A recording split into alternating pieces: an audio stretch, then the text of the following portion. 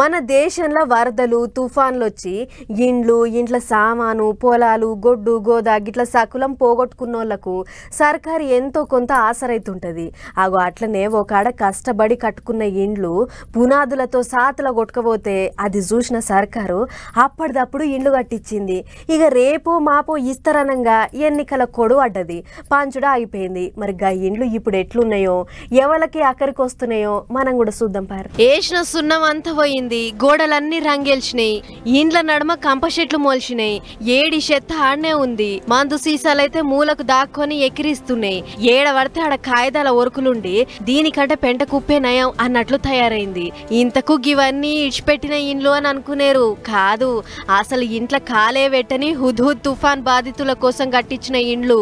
మరి ఇంత అద్రగనం ఎందుకైనాయనంటే అప్పట్లో శ్రీకాకుళం జిల్లా పలాసల హుద్హుద్ తుఫాన్ జయంగా చాలా మంది ఇండ్లు పోయినాయట. గాల కోసం అప్పట్లున్న సైకిల్ పార్టీ సర్కారు 192 ఇండ్లు కట్టించిందట. అండ్ల నీళ్లు కరెంటు మోరీలు గిట్లా అన్ని తీర్ల సౌలతులు పూర్తి చేసి పంచేతానికి తయారుగా పెట్టిందట. రేపో మాపో పంచుతారనంగా ఎన్నికల కొడవడ్డదట. ఈగేముంది, పంచుడు కార్యం ఆగింది. ఏమాయసారు మాకు ఇండ్లు ఎప్పుడు ఇస్తారు అని పోతే ఎన్నికల కోడ్ అమల్లో ఉంటే పంచుడు కుదరదని చెప్పిర్రట. సరే అదే పాయే, ఎన్నికలు ఓడిస్తేనన్నా ఇస్తారేమో అని అనుకుంటే వచ్చిన పంక పార్టీ సర్కారు గా ముచ్చటను అసలు దేకనే లేదట. దీంతోనే ఇండ్లు పూర్తయి 5 ఏళ్ళైనా కూడా ఎవ్వలికి ఇయ్యకపోయేటాళ్లకు గిట్ల కంపషెట్లు మొలిచి మందుబాబులకు అడ్డా లెక్క మారినాయట. కట్టిన గీ ఇండ్లు పట్నం కొసకు ఉండేటొరకు అడ్డమైన గలీజ్ పనులకు అడ్డా లెక్క అయిందట.